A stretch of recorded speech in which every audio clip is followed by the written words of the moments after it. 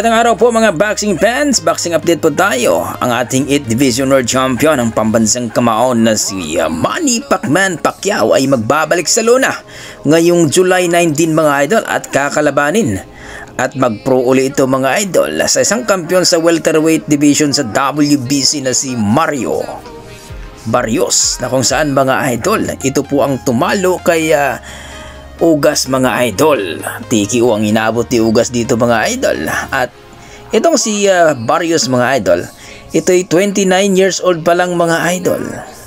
At ayon sa ating mga boxing fans, ito'y delikado daw na kalaban ni Manny Pacquiao.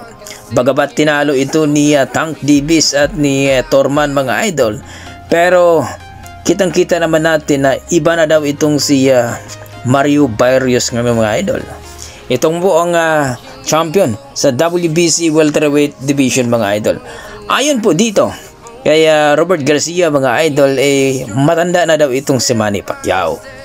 No, wala daw siyang nakikita dito na dahilan na babalik pa itong si Manny Pacquiao sa boxing mga idol, sapagkat nakuha na daw niya ang pagiging famous mga idol at talagang wala na daw makakuha nito sa kanyang talagang ranking na kung saan na umabot po siya ng 8th Division World Champion.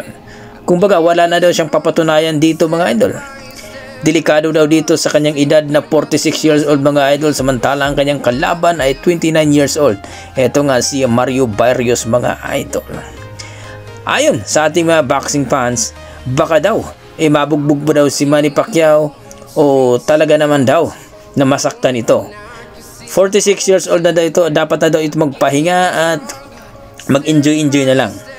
Ayon sa ating mga boxing fans ay baka daw ay bumawi ito dahil natalo nga ito sa senatorial election mga idol na nakaraang Mayo 12 mga idol. Pero wala tayong magawa-gawa mga idol. Ayon sa ating mga boxing fans ay suportahan na lang daw itong si Manny Pacquiao. Sa edad niyang 46 years old baka makasilat pa ito at manalo pa ito via TKO daw. Ibang-iba daw si Manny Pacquiao ganun mga idol, dahil nakapokus daw ito sa kanyang training.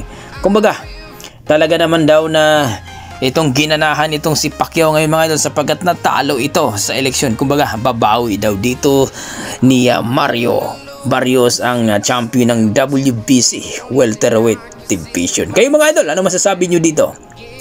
Mabugbog kaya itong si Manny Pacquiao o itong si Mario Barrios mga idol ang bugbugin ni Manny Pacquiao? Komento na sa baba mga idol para ating pag-usapan. Sa kabilang banda mga idol, talagang malapit na rin ang laban ng ating malulupit na boksingero, itong si Crawford mga idol at itong si Canelo Alvarez. Marami nagsasabi na hindi daw mananalo itong si Crawford dahil ay umakyat daw ito ng 2 timbang para kalabanin lang daw itong si Canelo Alvarez sa 167 mga idol.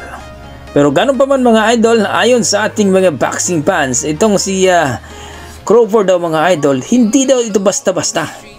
Medyo matangkad si Crawford mga idol at talagang iba daw ang galawan pagdating sa Luna mga idol. Kumbaga, veterano na daw. Parehong veterano ito mga idol at pareho pong undisputed ito.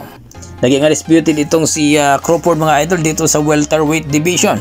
At ito naman si Canelo Alvarez mga idol ay undisputed ito ngayon sa super middleweight division or 168 pounds mga idol. Kaya ginanahan itong ating Crawford mga idol, na kung saan ayon nga kay Alarsik mga idol, ito daw ang pinakamalaking laban ni Crawford at ni Canelo Alvarez. Pero ayon sa ating mga boxing fans ay 50-50 daw ito, dahil hindi naman daw natin masasabi na dihado itong si Crawford sapagkat mabilis at malakas din itong si Crawford. Kumbaga, isanay na ito sa bakbakan talaga, no? At kung kakayanin daw ni Crawford itong si Canelo Alvarez, ito na daw masasabi ng ating mga boxing fans, halimaw daw talaga itong si Crawford. Bagamat nandyan pa rin yung question mark mga idol sapagkat alam naman natin na sa division ni